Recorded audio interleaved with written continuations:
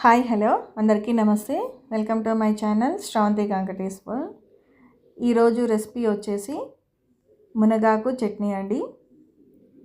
ఎంతో హెల్దీ అయిన రెసిపీ ఇది.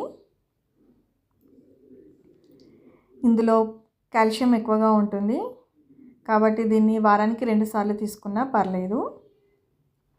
ఈ చట్నీని ఎలా చేసుకోవాలో చూపిస్తాను. ఇక్కడ ఒక కట్ట మునగాకు తీసుకోవాలి. దాన్ని ఇలా ఒలుచుకోవాలి. ఇలా ఒలుచుకున్న తర్వాత ఈ ఆకుని ఒక 2 సార్లు కడిగి 1 గంట లేదా 2 గంటల వరకు ఫ్యాన్ కింద ఆరబెట్టుకోవాలి.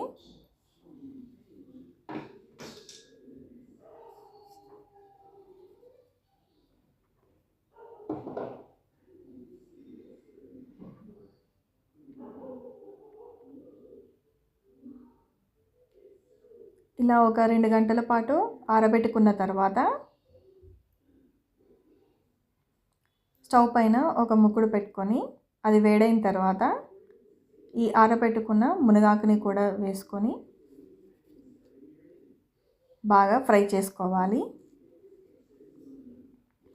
నేను ఇక్కడ ఆయిల్ ఏమీ వేయట్లేదండి, వేయకుండానే ఫ్రై చేస్తున్నా.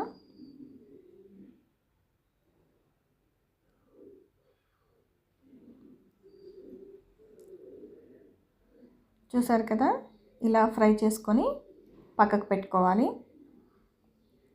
ఇప్పుడు స్టవ్ పైన ఒక ముక్కుడు పెట్టుకొని అందులో ఒక 4 టేబుల్ స్పూన్ వరకు నువ్వులు వేసి ఫ్రై చేసుకొని పక్కకు పెట్టుకోవాలి.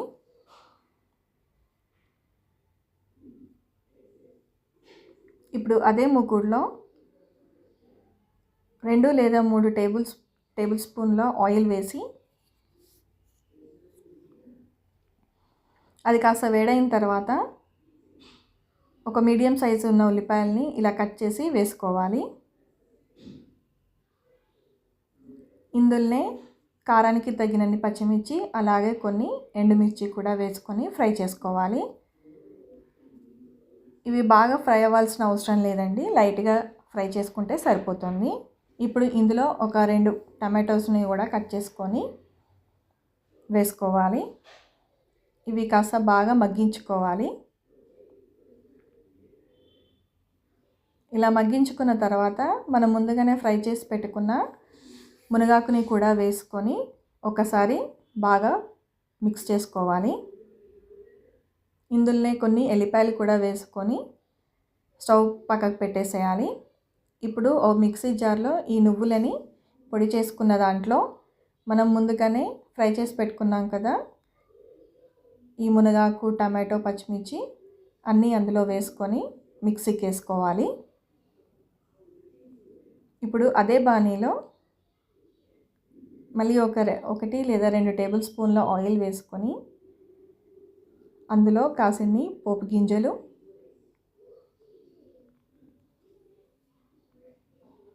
అలాగే కొద్దిగా కరివేపాకు, ఇందులోనే ఒక 2 ఎండుమిర్చిని ఇలా చుంచి వేసుకోవాలి. ఇప్పుడు ఇలా బాగా ఫ్రై అయిన దాంట్లో మనం ముందుగానే మిక్సీకి వేసుకున్న ఈ మునగాకు పచ్చడిని వేసి కలిపేసుకోవడమేనండి. ఎంతో హెల్దీ అయిన మునగాకు చట్నీ రెడీ. మీకు నా ఛానల్ కనుక నచ్చినట్లయితే లైక్ చేయండి, షేర్ చేయండి, సబ్స్క్రైబ్ చేసుకోండి. Thank you for watching.